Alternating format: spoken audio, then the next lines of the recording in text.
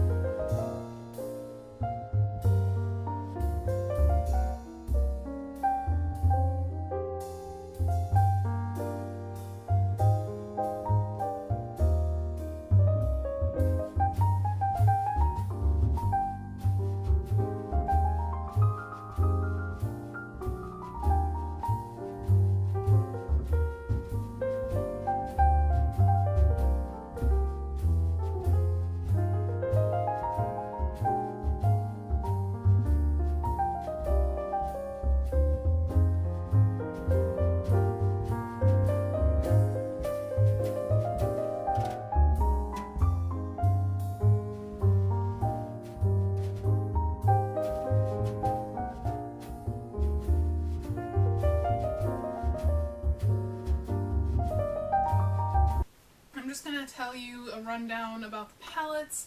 I'm going to tell you my thoughts about the two that I do have, because I can't really tell you that they're all good because I personally don't know. Like, who knows? The formula could suck on all the other 8-pan Color Icon palettes. You can find Wet n Wild at Kmart. That's where I found these. I think you can find some at Walmart. Some. I don't think you can find a lot at Walmart. But I'm not 100% sure. But I found mine at Kmart. I think I've seen Wet n Wild at Target, and I know there's some at Wegmans. And I would guess that certain drugstores carry it, but I'm not really I don't go to Rite Aid and Kinney's.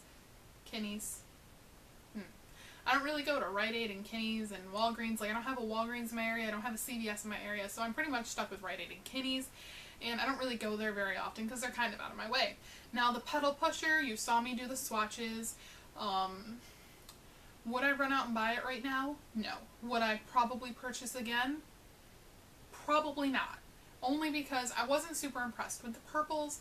I thought there were better things out there. The only reason I picked this up was because I saw the purples in there and it was inexpensive and I knew I'd be doing a haul.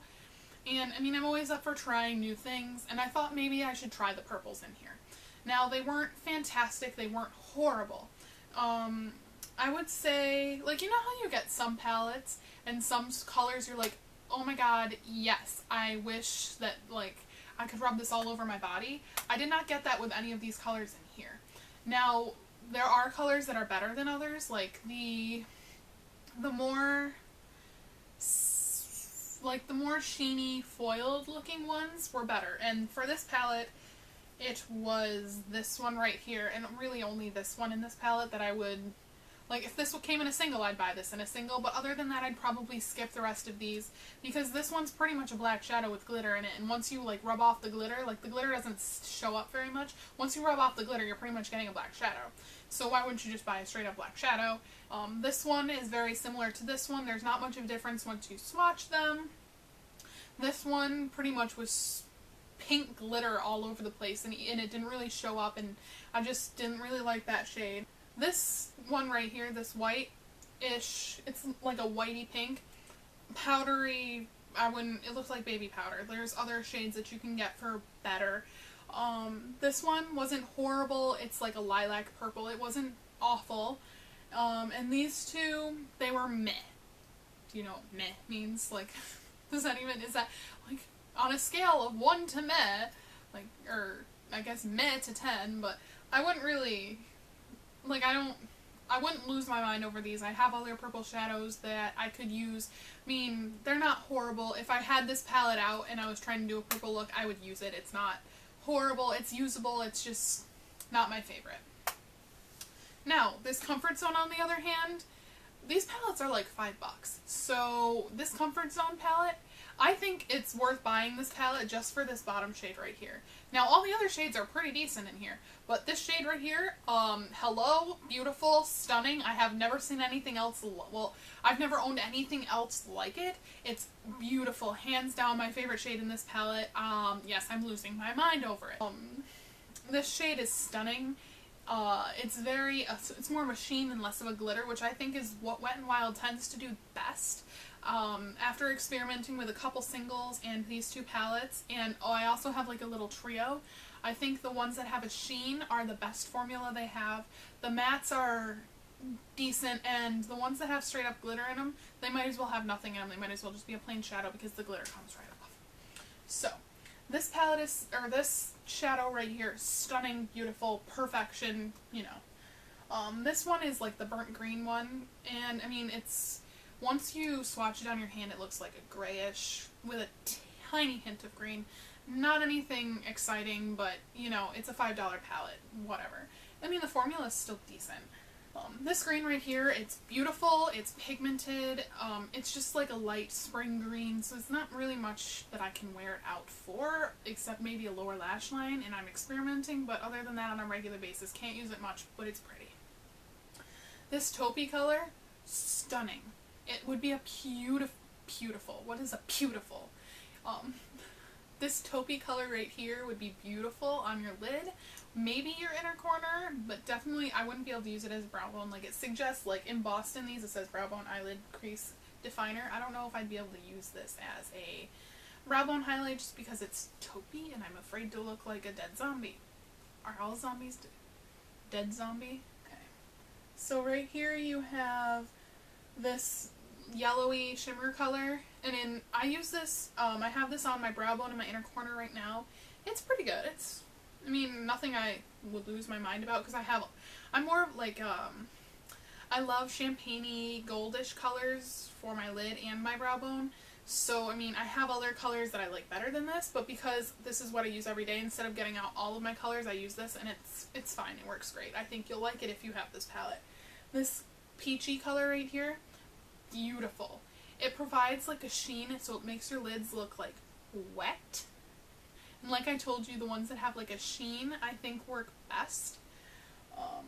This brown one right here is probably the closest one to being matte without having a glitter.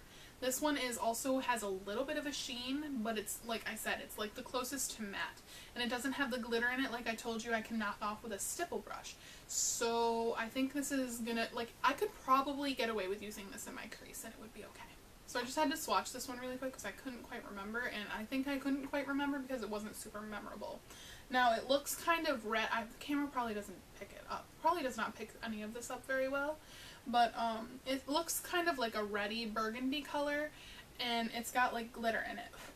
Now, I wouldn't really say I would lose my mind over this either. It's not anything special. It's like a brownish, it's a dark brown with like reddish glitter in it.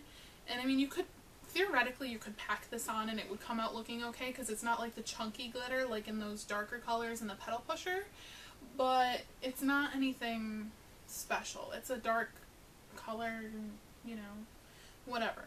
But like, there are some colors in here, like there's more than just this color that I would buy this palette for again.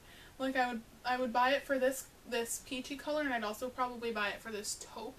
So don't be discouraged by the fact that you're getting 8 shadows and you only like 3 of them. It's like a $5 palette, guys. I think it's well worth the money, and even then, like these other colors, they could use some work. I'm not gonna lie to you, they could be better, but it's like a $5 palette. You can make it work, guys. Like, you can really make it work. I highly suggest picking up the Comfort Zone palette. Alright guys, so that's it for this video. I hope you enjoyed. I hope this little review kind of was helpful. I hope that it gave you an idea about the Wet n Wild shadows. They really are very nice for the drugstore, and they are inexpensive, and I would highly recommend it if you're trying to grow your collection. I would check out the Wet n Wild things because they're definitely going to have a spot in my collection. I'm definitely going to get use out of the palettes that I have. Any requests you guys have, leave them down in the comments below, or you can catch me on Twitter, shameless plug, and my Twitter is at TLC Makeup Obsess, not Obsession because it wouldn't fit and they told me no.